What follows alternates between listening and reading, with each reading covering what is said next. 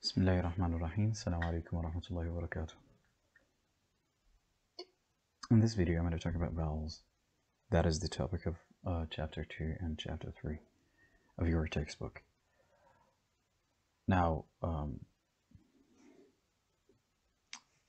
in this presentation, we will come across different concepts. These concepts are distribution, cardinal vowels, primary cardinal vowels, secondary cardinal vowels, pure vowels, long vowels, and diphthongs, and lastly, triphthongs. Before we get to the details, you need to understand the difference between vowels and consonants.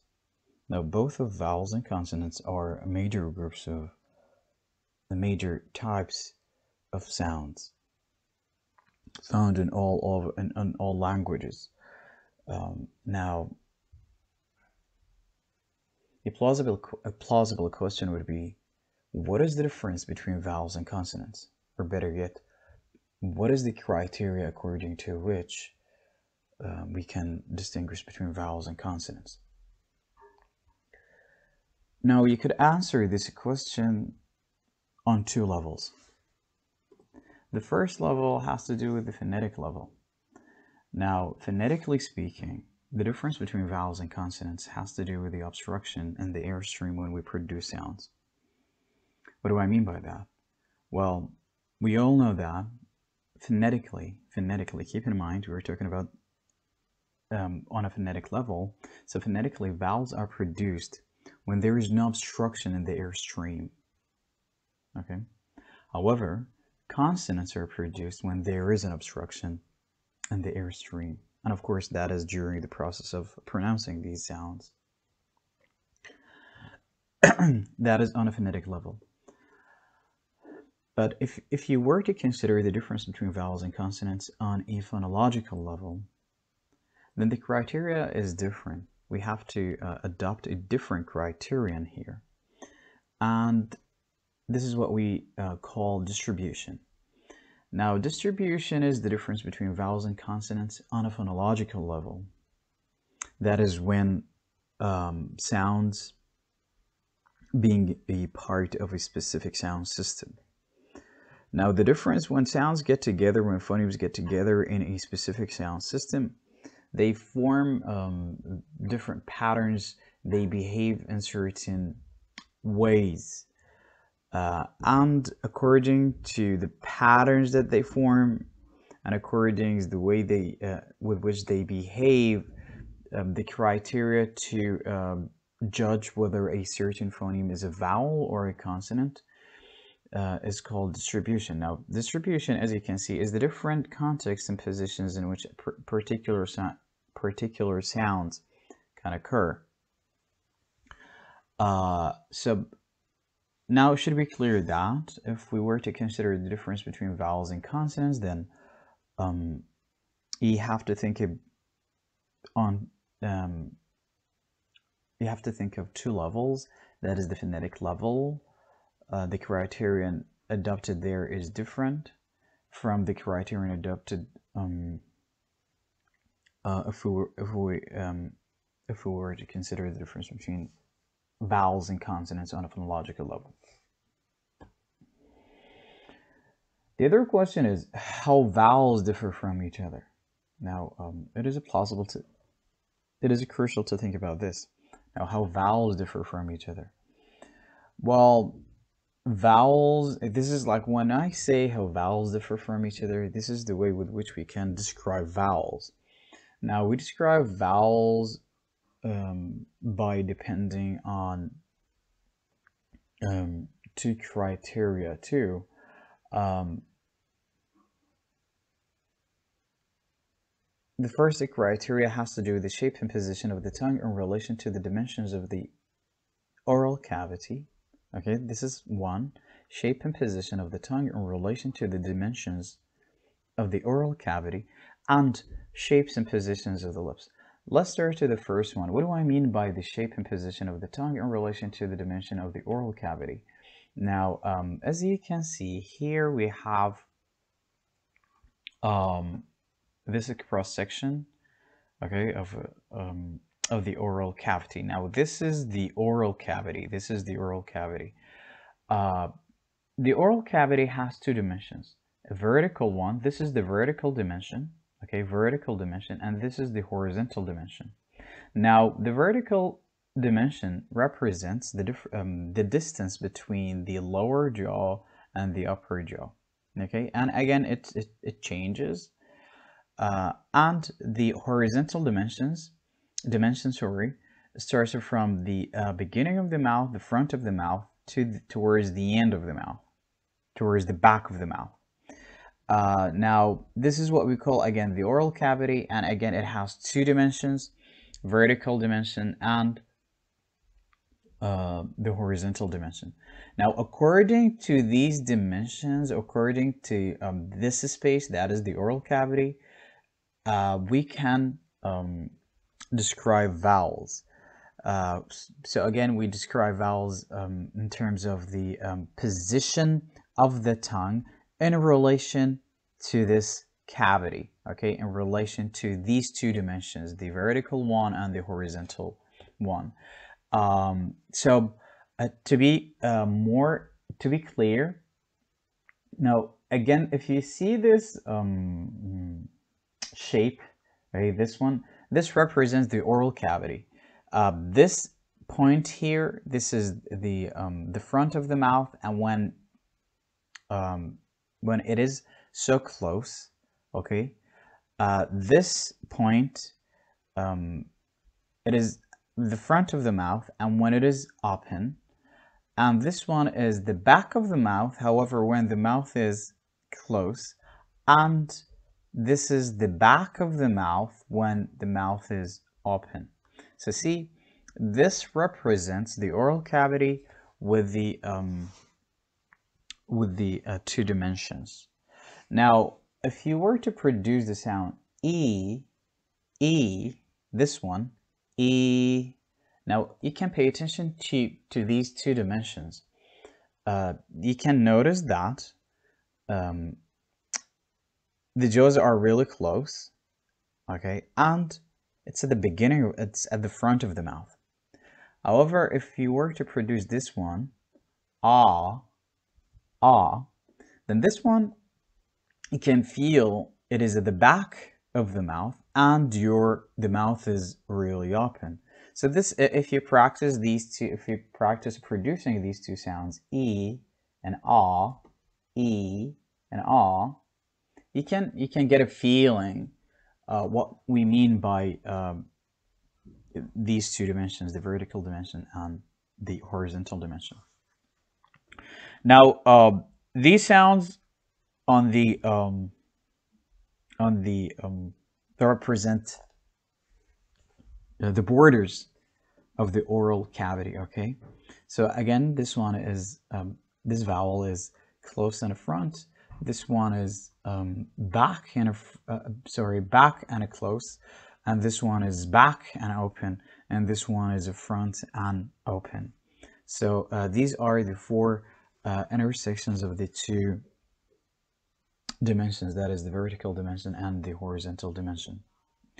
Again, if you practice pronouncing these sounds, you can get a feeling of the position of the mouth in relation to the oral cavity, in relation to the two dimensions of the oral cavity. And this is an accurate representation for the vowels of English, of course, in relation to the shape and position of the tongue versus the two dimensions of the oral cavity. It is important to understand how these vowels, it is important to understand the positions, to know the positions in which these vowels are produced. The other concept that you need to keep in mind, and again, this is according to the intersection of the two dimensions, that is the vertical dimensions and the horizontal dimension. Now, again, close and open, these are 2 points on the vertical axis. Front and back, these are 2 points on the horizontal axis. horizontal dimension. Now, at this point, the close and front point, we have E, and at the close and back point, what do we have? We have U, and here at the front and open intersection, we have A and A. That is on the open and back intersection of these two dimensions or axes. Now, these four vowels are called cardinal vowels. These are known as cardinal vowels. Simply, cardinal vowels are considered as the standard reference system for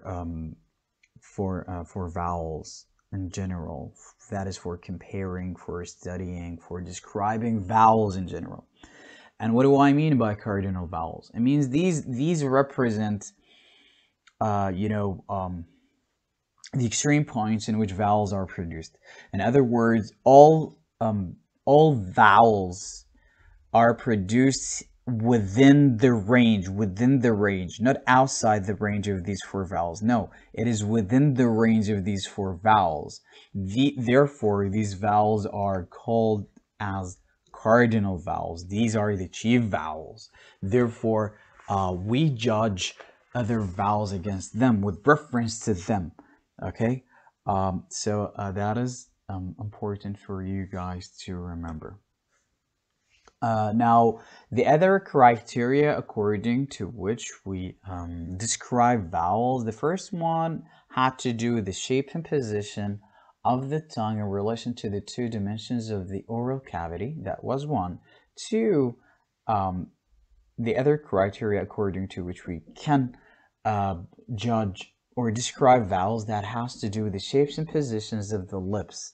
Now, we all understand that.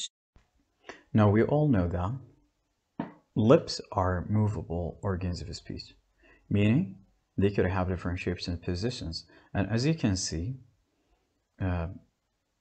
lips could have three basic shapes. The first one, when they are rounded, we get rounded lips when we produce sounds such as oo. Now, if you produce the sound oo, oo, then your lips should be rounded. The other position or shape, when the lips are spread. When you to get this position and shape, try to make the sound e or specifically Now, if you produce that sound, then you get the shape. You get the spread shape and position of the lips. The third shape and position of the lips is what is called neutral, and we get this shape and position when we produce sounds such as or the schwa. So far, we have two criteria according to which we describe vowels. That is the shape and position of the tongue in relation to the oral cavity, and the shape and position of the lips as well. Now, vowels could be of different types. The first type is known as short vowels, and these are 7 vowels. We have 7 short vowels in English. As you can see, they are distributed here. Okay, these are the positions in which they are. Of course, again, this represents the oral cavity, and these are the positions in which these vowels are produced. So in order to describe this vowel, for example, then you would say it's a front and it's a close. This one is back and it's close. It should be close, okay, or it's close to the center. This one is the front and open. This one is back and open. This one is central. It's not really to the back. It's not really not to the front. It is in the center of the oral cavity. Therefore, it's central.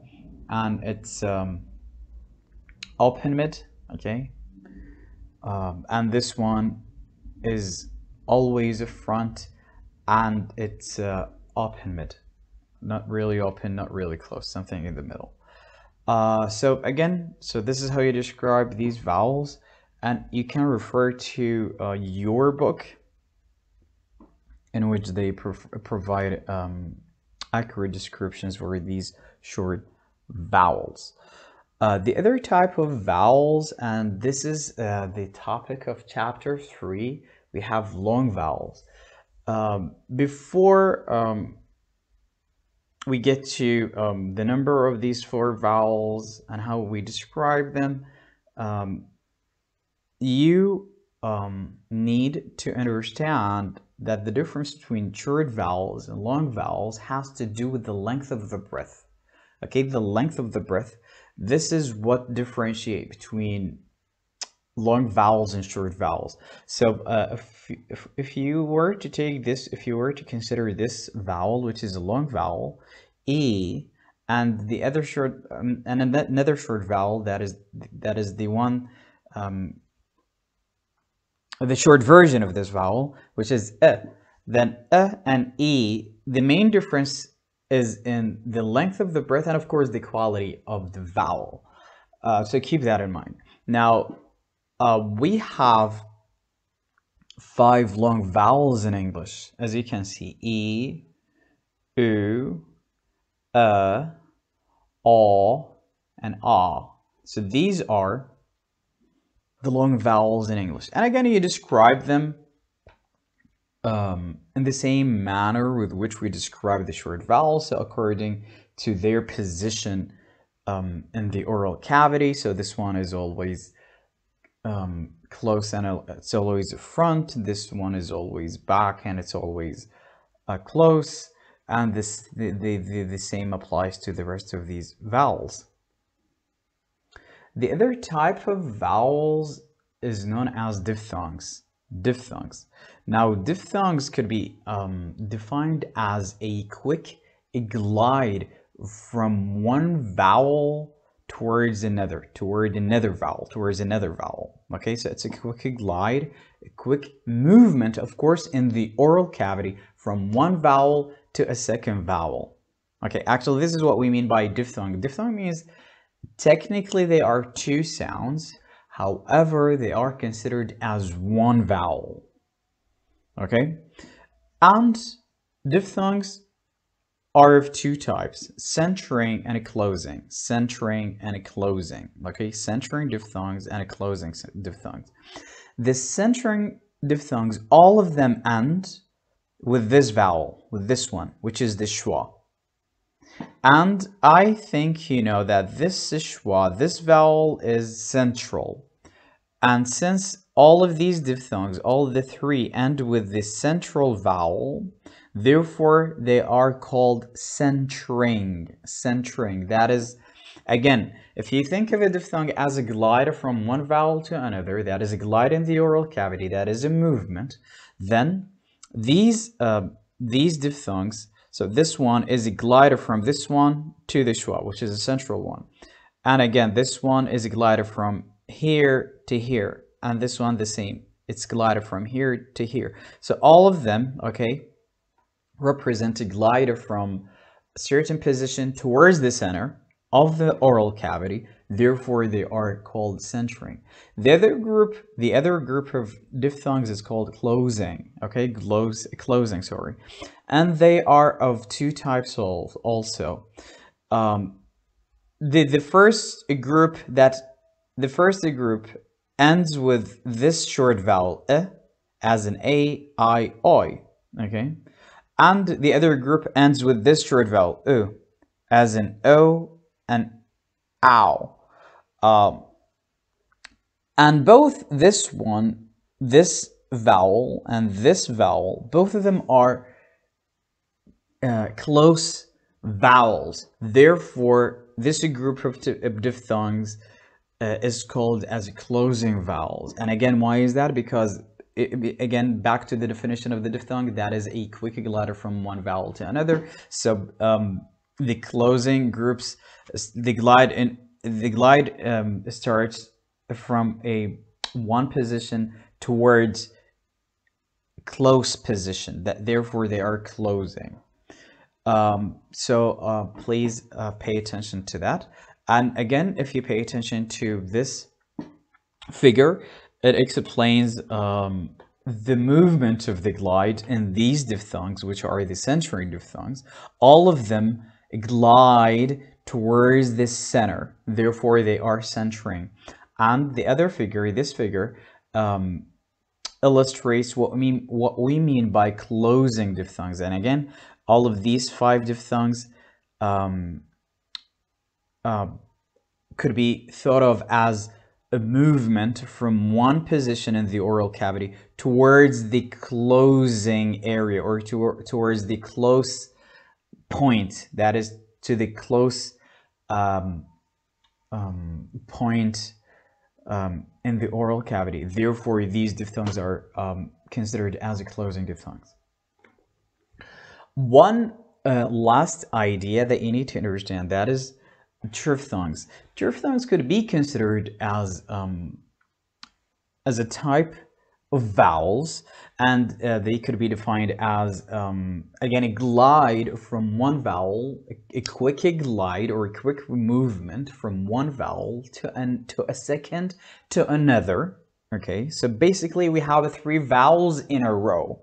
So some specialists consider TRIPHTHONGs as an independent type of vowels. Some specialists consider this as just vowel sequence. Okay, either way, you need to understand the term TRIPHTHONGs. So TRIPHTHONGs, you can think of it as a quick glide from one vowel to a second to another. And we have 5 TRIPHTHONGs, as you can see in front of you. All of them are centering because all of them end with the schwa, which is a central